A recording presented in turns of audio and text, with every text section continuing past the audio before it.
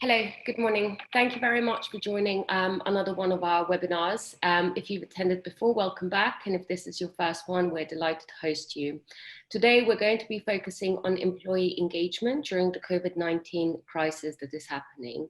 Before we begin, we want to welcome you and thank you for this. Tanya, next slide, please. So before we begin, we'd like to tell you who we are. We are a BayZat company. We do the work, we're a work-life platform that benefits everybody. We're redefining the way that work works for the better, making automated HR solutions, including payroll, employee benefits, as well as offering insurances. Our unique solutions are based on people like you, and we essentially want to free up your team's time to do the jobs that truly matter. The time and money that we will save you will essentially mean that your team will be able to do other jobs. So today what we wanted to do was focus on the employee engagement aspect piece. So in terms of the agenda, we will be looking at the following. Tanya will be looking at the puzzle of the employee puzzle that we have today. So we have how BayZat has engaged employees over the last few weeks and months, as well as some research that we've done. In terms of our hosts, Tanya is our Senior Vice President of Organization and Culture. She predominantly looks at making BayZat a great place to work. She works very closely with the executive team in terms of executing any changes for all of our team members, as well as running a leadership program for us. My name is Milena, and I look after strategic accounts at BayZat. We have both been with the company for over 4 years. So before further ado, Tanya, over to you. Hello, everyone. Good morning and welcome again for those who already met us. And I think we spoke a little bit before in terms of what do you need to do to support your employees. And today's topic is really how do you engage employees in the time of crisis. Gallup Group has studied different crises and how people react to those over 8 decades. That includes 9/11, the 2008 economic downfall, and now COVID-19. And what they discovered across all their researches is that in the time of turmoil, essentially the human nature can take two different directions. On one side, it can be direction of fear and victimization, and on the other side is the direction of self-actualization and engagement. So how do we help our employees to actually take on the second road, a road of self-actualization and engagement? And with that, they actually realize something very important, that predominantly, in order to ensure that leadership plays a big role, and especially the mindset of the leaders in the company in order to be able to provide and help their employees to move into that direction. Mindset of leadership team and mindset of each leader in relations to their employees will really make a difference. Gallup Group has discovered that in times like this, in the crisis like this, the employees really want 4 things, or expect 4 things from their managers and leaders, as trust, compassion, stability, and hope. And when I was looking at those 4 elements, for me, they translated into, so to say, an engagement puzzle, which looks something like this. And in simple words, we look at my leaders has a clear plan of action that definitely build trust. And in times like this, it doesn't mean that everything what's going to happen, because no one knows. Even researchers don't know how long we're going to be on lockdown, what's going to happen to our business. But having some sort of plan in place will really help to have a sense of trust and sense of security developed for your employees. The second one, I feel very well prepared to do my job. The job has changed for many of us. For some of us, it's just the move from the office space to working from home. The environment has changed. For some of them, actually, the content of job has changed. Like an office manager who no longer has an office to manage. And for that, we need to make sure that our members are well prepared to execute their job, and they have all the tools available and needed for them to be at their best. The third one is my leader keeps me informed about what's going on. I think in general, in pretty much every company, the communication flow is not ideal, as well as communication generally is undermined, and leaders communicate so much less than what they should be doing. In time of crisis, especially the pandemic that we are facing now, a lot of leaders think that, oh, well, all of us are passing through the same, therefore I do not need to communicate, I don't need to talk about it because we are all in the same boat. The reality is that that's actually not true, and everyone perceives information differently and sees information differently.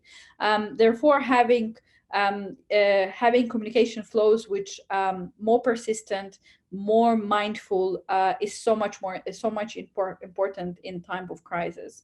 And last one, my organization cares about my well-being. I think in the Western world is normality of talking about well-being at a workplace.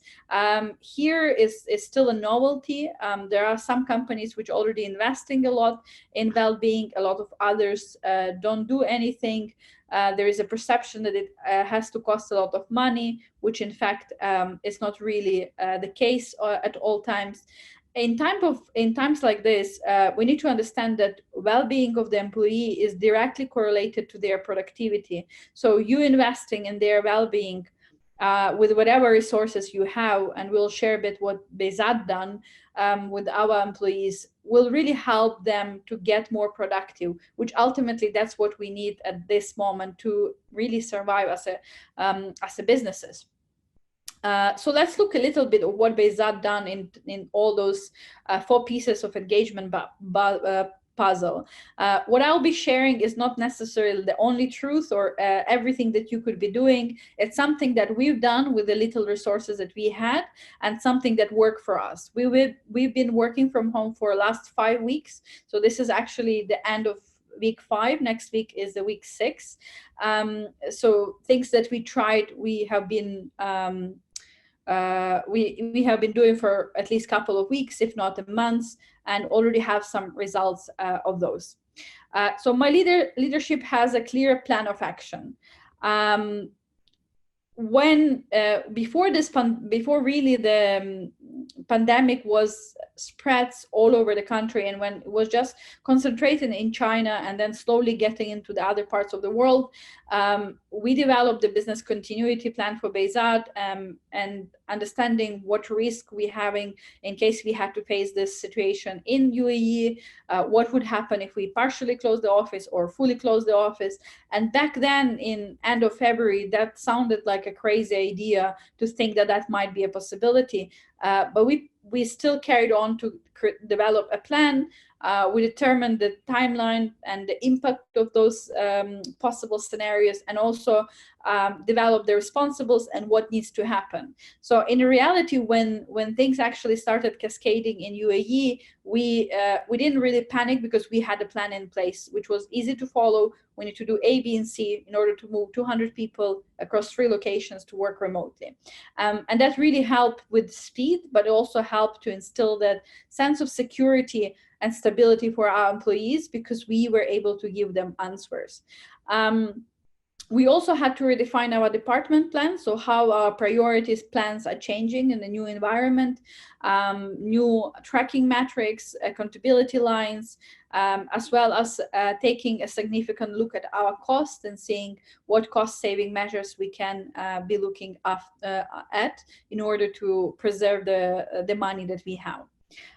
Once this was done, I think this was the first essentially stage of our work. We moved into thinking about, okay, how do we support our employees to do their job the best?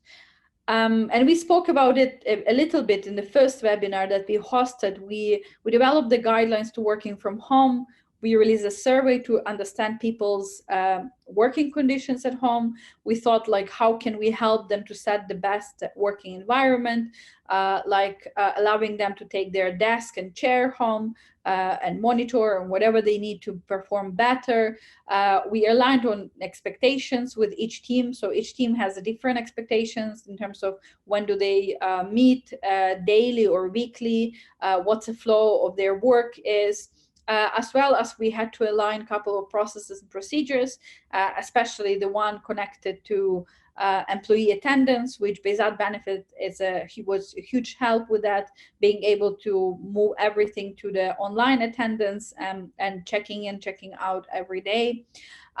We also had to do a bit of training and upskilling. So some people's jobs changed, essentially, starting from sales team, in terms of the way how they approach the market has changed. So they had to adopt, and also people who took cross-functional roles, like a person who was responsible for office management and now is responsible for a lot of other things which were not in her line of expertise. So making sure that everyone is trained and prepared, as well as hosting regular trainings for leadership team, how to coach their team, how to be a moral support for them. That's another thing that we've been constantly doing for our members. Now, the third part is communication. And as I said, we generally under-communicate a lot. And there is a research which says that the CEO and the executive team under-communicates the vision and mission statement of the company by a factor of 10. I think this applies to really everything, not just the vision, mission, but also the processes and all aspects of day to day. There are a couple of things that we've changed and to adapt to this situation and be very intentional about the communication and the messages we are sending, to instill trust rather than anxiousness in our membership in terms of what's going on. So we had two separate communication plans, one for members and one for leaders. So for members, daily team huddles, where team comes together in the morning to discuss the priorities of the day, lift their spirit, checking in how everyone is doing, and everyone's family as well. We make sure that we carry on our one-to-one meetings as usual, and we moved our company-wide all-hands meeting from monthly to weekly, making sure that we meet as a company every week to discuss important matters, but also a bit like play some games and ensure that everyone has a nice laugh in those meetings. The second part is leaders communication plan. And there are two parts into that. One is executive team meeting much more regularly. So before they used to meet maybe once a month, now they're meeting at least once a week to discuss and align so they can pass the same message to their leadership teams, as well as HR playing a big role in and having team leaders weekly communications sent out with what's happening, what's expected from them, how they can support their teams. So I think the key, what we learn with the communication is you should feel that you are over communicating. That probably means that your members are getting enough of communication. That's one. Two, there is a big difference about not communicating and being intentional with your communication. So there's a lot of uncertainty in the market in general, and you don't have to have all answers to be open and transparent with your team, that you don't have all the answers, but at the same sharing the answers that you have or any new information that is available to you in this context. And the last part, which really we started talking about probably 3 weeks ago at Bezat, is my organization cares about my well-being. So once everyone fully set up into their work from home, we started thinking, how can we support our employees with whatever they're going through? And I think there is like really many different side of spectrum. So some people can be very happy because they live with a family. Some people can be very unhappy because they are staying with a family and everyone is on top of each other and there's too many people, they can't concentrate, they need help with that, they need help to reset, is the same people they are always with. On the other hand, you have people who live alone and they don't have any family or even friends in UAE, they maybe recently moved to UAE, and they can fall into loneliness and depression, and how do you support them? And of course there are some introverts which are striving and they are happy that they are alone, they can connect whatever they want over Zoom calls with their family and friends. So you have a lot of different dynamics and which you need to think about and try to do as many different activities that can support each different group of those people. So the way we thought about that is, number one, making sure that all our team leaders respect the flexibility and have flexibility from their team members. A lot of our members have families and kids which are now homeschooled, which means that they might need to have a break to attend to their kids' online schools, and that's okay. We are very mindful of that and make sure that we remind to our leaders that this is just our new reality, and we need to respect and make sure that household carries on. We created also the other thing, we created a virtual community with all employees, allowing them to pick different things that they might be interested to learn or explore during this lockdown. We ask our members to share their passions and hobbies and host different webinars, communities, and sessions. We have about 13 of them running. So we have an exercise group, which Milena part of leading that group, exercising every day at 6:30 in the morning. We have a meditation group which starts at 8 in the morning, and anyone can join. We have a games club. We have a plants, pets, and kids clubs where people exchange ideas and resources that they found useful. We have a baking club. So anything really that people who are passionate about it and very excited to share their knowledge, they can pass on, and everyone can really learn and benefit. We are fortunate as well as Bezat to be having a couple of certified coaches at Bezat. So we offer life and performance coaching, one-to-one as well as group. So members can benefit if they feel they are stuck and they really want some perspective. So that's another thing which working really well for us. And being mindful of people who are staying alone, we make sure to have to book one-to-one coffee or lunch breaks together to see how they are going and what's on their mind and how they are feeling. And on the company level, we also love to host different games parties like Pictionary, Psych, where people can meet from different teams and play something fun, not work related, after office hours, as well as engage teams in cross-functional conversations where different people join Zoom and they can discuss and answer trivia questions to really help them get out of their day-to-day bubble. I think those things really worked well for us.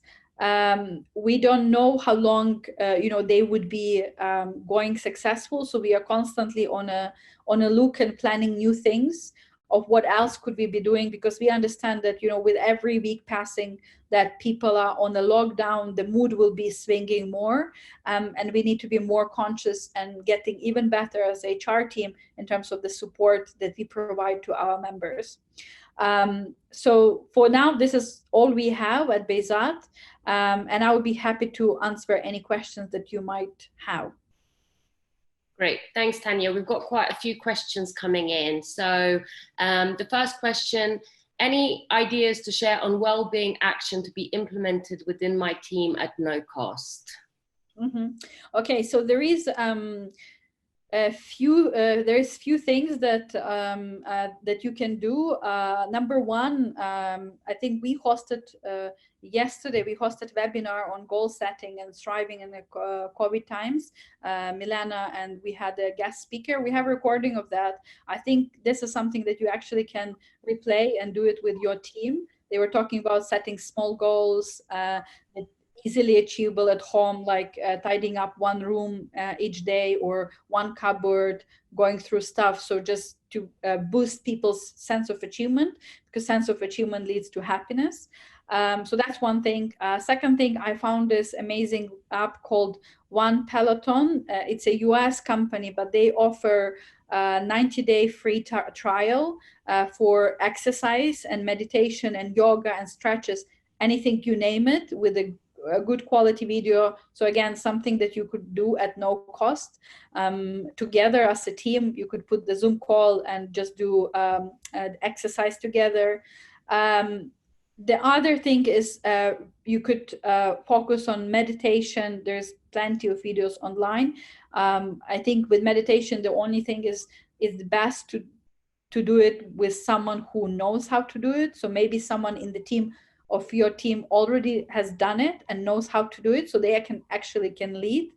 And in times like this, members will be willing to step up and share their passions, because that really sets the tone differently, and they don't always think about work. So that's another small thing that you can do. You can play Pictionary online. It's free via Zoom. You can have a lot of laughter there, and really change people a mood. Even with the families, you can even involve the entire family and kids, and play together. It's a lot of fun. Try that. Yeah, so I think that's few games did you implement in your weekly meeting to ensure fun? So can I answer this one as the employee? So actually this week we had the company all hands, so everybody joined on Zoom, and what we did is that everybody took a picture of something in their house or a memory that made them really, really happy. So it was an amazing way to kind of everybody share, and we were in different groups, and then each group got to nominate the winner. But and they got to kind of tell their story. So, for example, in my group, there was one of my colleagues. She had adopted a kitten a few weeks ago. We had pictures of babies, of husbands, people's like travel pictures. So it was actually like free, but it was an amazing way for like people to share things that they were like really, really love. So it could be their guitar or a lot of food. So there's lots of really cool things that you can do without actually costing any money. And the other thing that we did a couple of weeks ago, we basically chose different team members to share their experiences, working from home, things that they're really enjoying, just to kind of drive very positive reinforcement. We're all in this together, but essentially there are lots of fun things that you can do online. Another question, how did you create your virtual group concretely? Find out who will be teaching, for instance, for sport to meditation. So this is in regards to the different communities we have. How did we set them up, Tanya? What was the process? Okay, so we had some of the communities already meeting up, because we ran something and a wellness day, I think 8 months ago. So some of the groups were already existing, like a meditation group, and they used to just share the resources. But when the pandemic started, they suddenly started meeting every morning and actually having meditation classes. So we thought it was a great idea, and we wanted to see, okay, who else has something to offer. So we released a survey, and we said, if you have any passion that you would like to share with everyone at Bezat, describe what's the passion about, how you're gonna do it, whether it's webinar, community, a Slack channel, whatever. And then we met with all hosts, and we told them a couple of principles in terms of setting it up. And we set the description, and we asked people to really join the messengers for those groups. And then every team has a time when they meet after work or before work. So we have I can't say that like we have all employees participate in some groups, but I would say that at least 50% of employees are at least part of one group. Which I think in 200 people, it's a big success. And just to kind of explain, I mean, a lot of it was like people reaching out to each other for support. So I personally run a couple of these groups, and one of the girls reached out to me when we kind of went into lockdown, and she said, I know you love to exercise, what are you doing? And at the time I actually wasn't doing anything, but it was just the fact that she said, look, what are you doing? That it kind of pushed me. So when we meet every morning at 6:30 or in the evening, we basically just do a Zoom call, and one of us will play like a YouTube video. So we have different days like cardio, we have HIIT training, we have yoga. So we've really gone out to the team and kind of understood their passions and what they want to do. The other thing that, I personally love makeup and cosmetics. So we're doing a beauty group next week where we're all going to get together and talk about, how our routines have changed, like what products do we like to use. We also have a pets group. So, everybody posts pictures of their new co-workers asleep. So it's just a really nice way for like people to connect. And like, for me personally, the biggest benefit has been like engaging with team members that I didn't necessarily interact before. So maybe like some of the girls in our India office or some of the guys in Turkey, like I actually now know more about them, and it's free. So you just need to find the champions that are going to kind of drive it.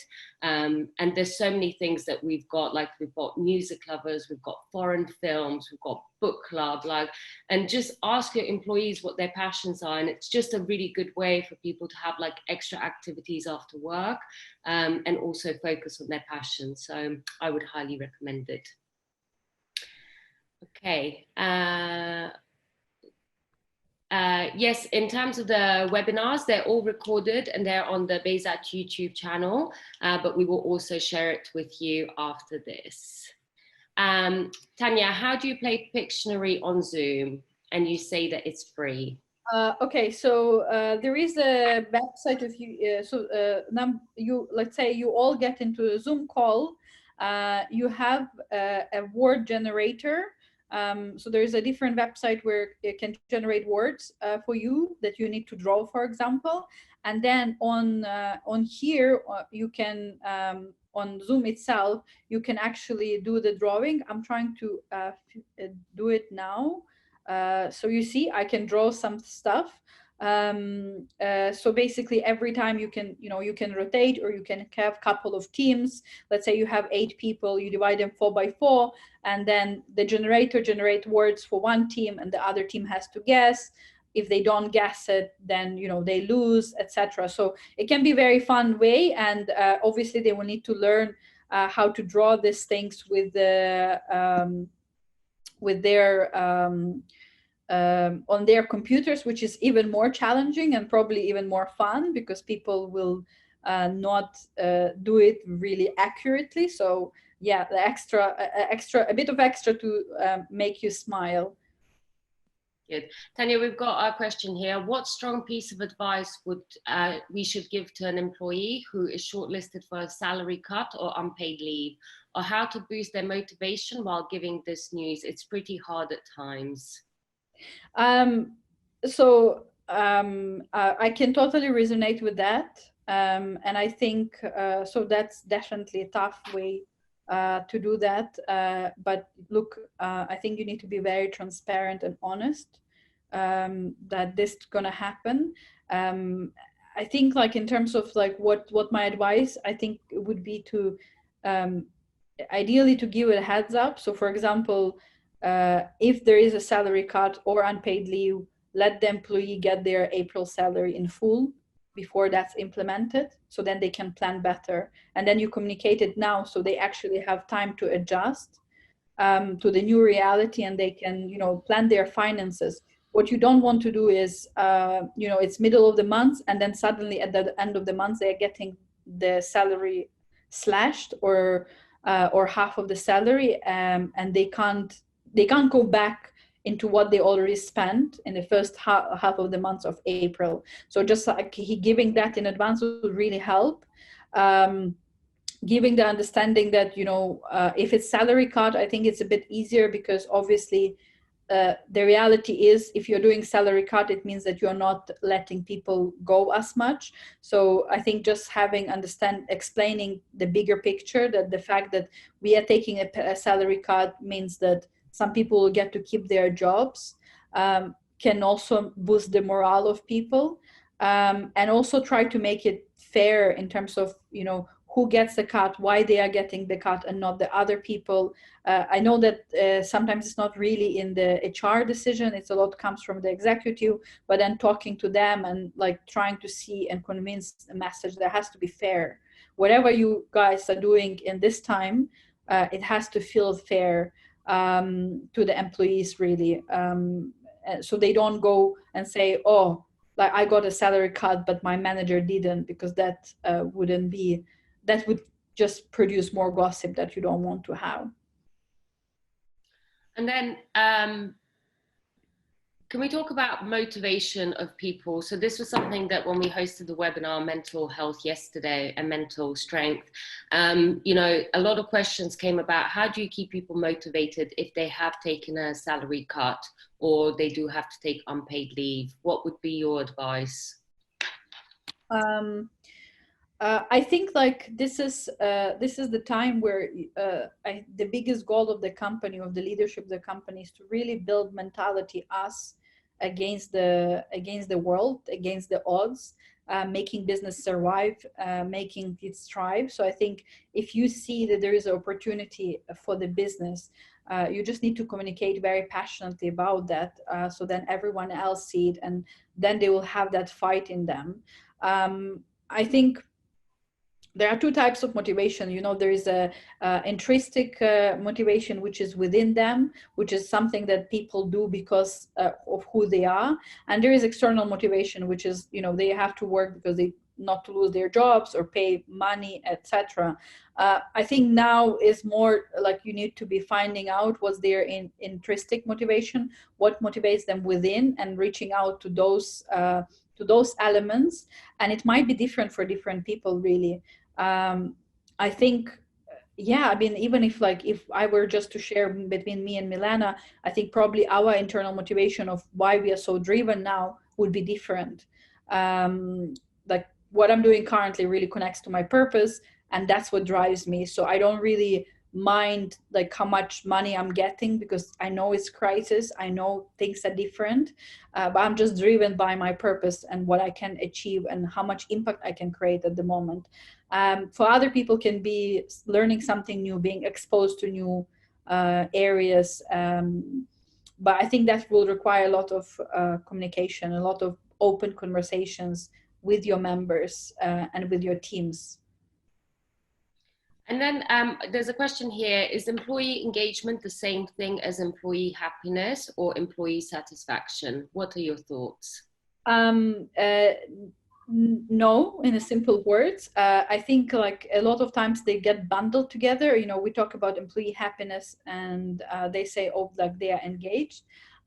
That's not really the case. Happiness is something which is very fluctuating, like, you know, it goes up and down. So let's say today I had a good day, I'm very happy. Tomorrow I have a bad day and I'm not going to be happy. But if I'm engaged, my engagement level will not get impacted as much. So I can still be unhappy with something that happened in the workplace, but I can still be engaged with the company and wanting to do more, and actually be frustrated because I can't do something. And that's where the difference comes. So when you think about your employees, think about their engagement rather than their, like, you know, one-time happiness. That's why I'm always reminding the team here at Bezat about being intentional with anything we do, in terms of like some perks or some engagement days, which now becoming very popular. If that doesn't connect to any bigger purpose, then it's meaningless, because you just make people happy for half a day and then they go back to their old ways. So unless whatever you are doing you're going to sustain across many months to build a habit, to build a new culture, only then that way that makes sense. So replacing any sugary treats in the company with the healthy options, not one-off event, but like consistently doing that and things like that. Very good. Okay, great. And then, you know, kind of having team meetings every day, you said, what's a good way to kind of start the day off on a positive for the team to kind of feel pumped up and engaged about, you know, what's going to happen for the day? Yeah. As a leader, you, like now especially, we play a huge role to keep people energy up, and that's our really responsibility. So what we need to do is anything that can excite people. So the good way to start is, you know, having a sharing and asking everyone to share one thing they are grateful for, three things that they are excited for. So using all positive words and letting employees really think, because a lot of times, you know, you can get into self-destructing mode where you believe that everything is bad, this situation is just horrible, there's no way out of it, oh my god, when this is gonna be over, which we don't know the answer. But the moment you ask them, so think about what are you excited for today, they will come up with something. They will, even if that will be like, I'm excited for the lunch my wife is cooking. Great.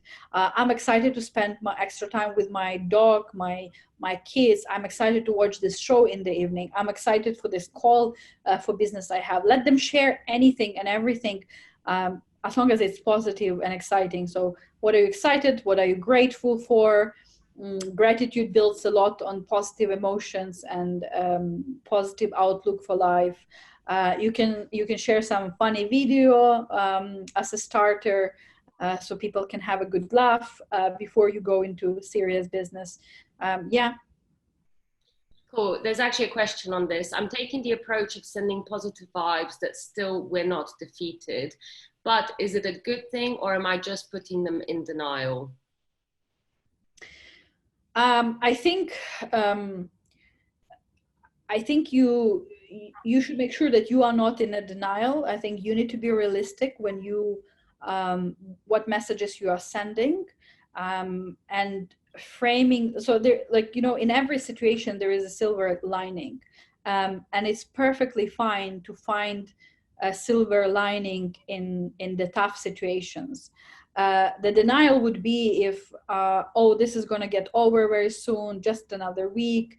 That's a denial, because we don't know when it's going to get over, and we don't know what's going to happen. But just saying, focusing on the positive emotions in the time of crisis, that's a more productive way. And then definitely you would be helpful to your colleagues. Yeah. We've got another question here. How can we balance between flexibility and personal space to keep up motivation and keeping staff strictly connected to their responsibility and accountability? I think what this crisis allowed us to do is to really shift focus from, you know, I sit in the office and I work from 9 to 6 because I have to do it, you know, I have to be there. I might not get anything done, but I just have to be here, to this is my responsibilities and I have to get it done by this deadline. Allowing the flexibility for your employees to do those things, whatever, you know, suits them, that's the biggest shift that you will be able to make. So I think there's no really a balance. There is a responsibility at work, and they should have a very clear definition of what's expected and what's a deadline for that. And the rest, you know, if the employee is mature enough, they will figure out how to do it within the time that they have given to them. So an example, I mean, my husband, for example, he just sometimes doesn't feel productive in the afternoon. So he'll take a break from 4 to 7, playing with our daughter. And then at 7, when she goes to sleep, he will log back in and finish his work by 10 p.m. And that's responsibility. At the end of the day, he has to get the job done. And obviously, if the people don't do their job, that's a performance conversation. But when they do their job, if they are at some point have some time blocked on their calendar to help with the homeschool their kids, it's okay, as long as they can figure out how to manage both. And if they can't, it's your role to really help them and figure out where they can curve that time, or what responsibilities they can share or delegate to their other partner, or simply not do and just say it's okay not to do it at this moment of time. Yeah, so that's really my... Good. I mean, one of the questions that came up from some of our team members is that they're working extra hours just because, you know, you're sitting at home, people are not taking that many breaks, etc. How do we ensure that our employees don't have burnout during this time? That's a good one. I think here, like, you can it's important to engage them in something. So they have the reason, like, a lot of times they are just working because there's nothing else to do, right? Like, especially if you live in a small apartment, what else can you do?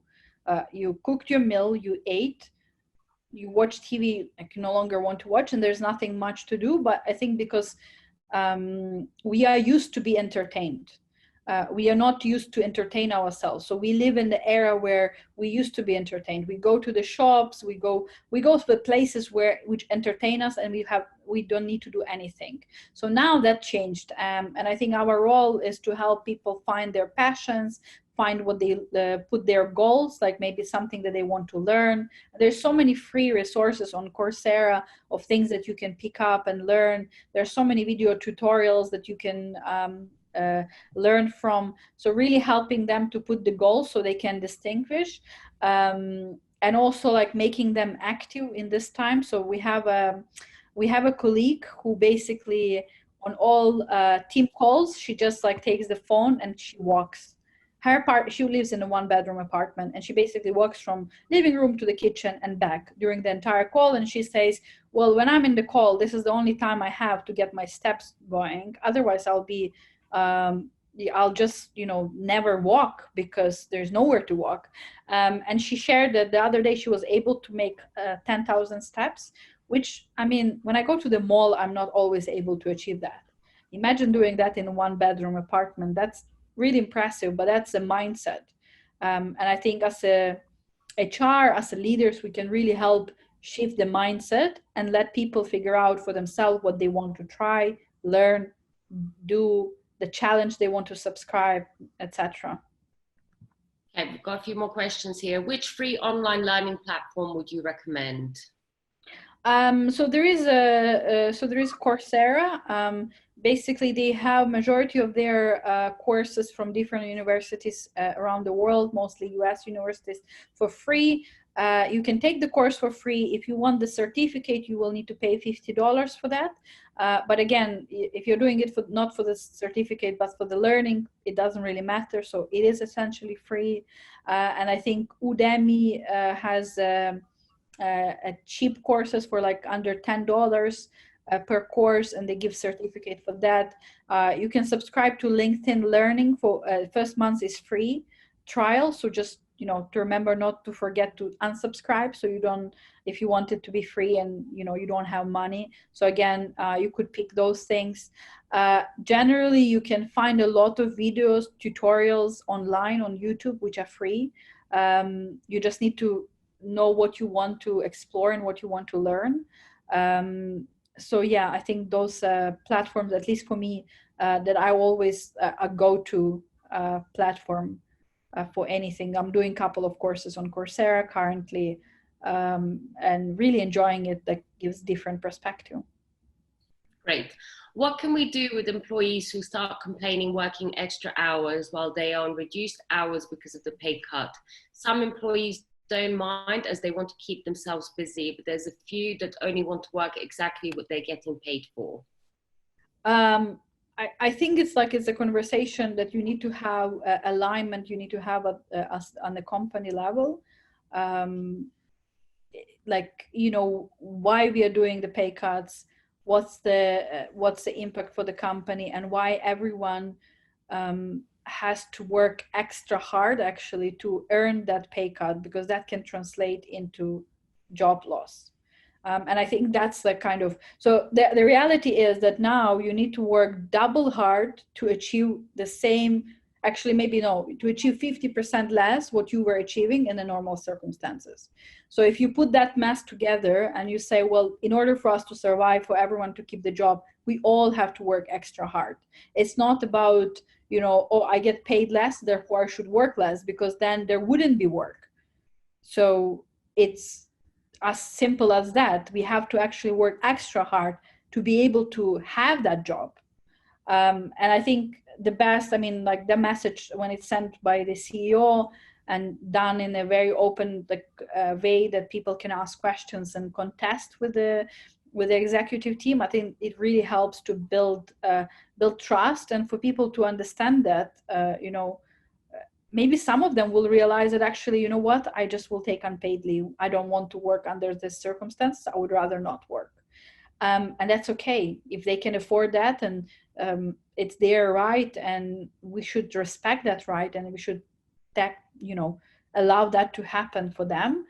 Because there might be some people that, I'm tired, my husband or my wife is working, I'm okay in terms of money. I want to take this as unpaid or I want to leave the company. And that's their choice, but they need to make that choice. Okay, very good. To what extent and what is acceptable number of TCs with your team in these circumstances per week? Team meetings or team? I presume there's team gatherings. I'm not sure, but I'm gonna guess, how many times a week do you think the team should be meeting that is acceptable? I mean, the more the better. So I just will share the example of Bezat. So we have every... Teleconference. How many times a week? Yeah. Yeah. It's okay. Okay, so I think there are a couple of things. I think as a company, I generally think you should be meeting once a week as an entire company to discuss something, to inform something, make it exciting, make it lively, let people just like share something. There's a lot of, a lot of things that you can come up with to do in that like 30 minutes to 1 hour, depending on how big your team is, the entire company. That will just bring people back to kind of office memories, which are nice feeling. In terms of your smaller team, like, the sub teams, at Bezat, every sub team has like a huddle every day. So sometimes, so I think leaders have it from 8:30 to 9, and then different teams have it usually from 9 to 9:30, or sometimes 10 to 10:30. So depending on the team, really, it's only 30 minutes. It's very focused. It's beginning of the day, and it's to set the tone of the day. Really check in how it was everyone's evening. What's the priority for today? What are we gonna tackle? How are we gonna do it? Any quick alignment. In general, I think what's important to remember with the teleconferences is they are much more, they are tougher on our ears and our perception to understand and take information in. So they shouldn't be more than 1 hour. Like, I think anything which is more than 1 hour, you will start losing people's attention. And even when you do it within 1 hour, like, you should have a couple of speakers, so you change the energy. So for those guys who've been with us for a couple of webinars, you always notice that we always have a couple of presenters at the same time. That's because to ensure that we help you guys to absorb more information by just changing people like speaking and having a normal conversation. So that's important. Also, the other thing that we've started doing at Bezat is that we started sending out anonymous surveys to our employees. So basically, it will go out to all of the team that works under the team leader to basically get feedback as to how we are doing to support them. Like, what can we do to keep them motivated? If we're seeing in certain areas that maybe some of our junior team members are struggling to make as many calls and maybe the productivity isn't as high, we don't have the approach of just blaming them. We want to understand why and how we can support them and what do they need from us. So, in terms of the leadership responsibility here, it needs to be a two-way conversation. So, as Tanya said, when it comes to having those video calls, it's really important that you let your team members tell you like how they're feeling, what they're excited about, where you can help them, because now more than ever they need you. So like there's lots of different things that you can do, but just have self-awareness of how to keep people motivated. Cool. I think that's it for the questions. If anybody else has got anything else, please let us know now. As I said, all the webinars are available on our YouTube channel. We've got a COVID-19 playbook that basically focuses on all different topics that we've covered over the last 4 weeks. So we had a webinar on how to set up work from home. We had a webinar on business continuity planning. We've done this one today. We did the impact of COVID-19 on the healthcare insurance. Next week, we're going to be hosting a couple of different webinars, one for finance to basically help you manage your cash flow in this current situation. And we're also going to be doing a financial wellness webinar for all of our members, where we've got the CEO of Sarwa to basically come and explain, how you should budget, how you should plan. So we will be sending invites out to those.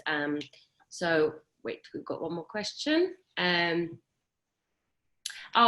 channel name, so it's just Bayzat YouTube channel, and there you will see all of the webinars that we've hosted already. Or if you go onto bayzat.com, there's a COVID playbook, and you can click on the webinars and it will take you to the link on YouTube. So yeah, we're really delighted that you keep on joining us. You know, these sessions are really useful for us to kind of get your feedback, you know, what you get out of them. And if there are particular topics that you would like us to research and cover, then please do just drop me an email, and we will do, we're here to support you. Thank you, Tanya, for your insight. I really appreciate it. Thank you, Milena. And thank you everyone for being with us today. Stay safe. Take care. Bye.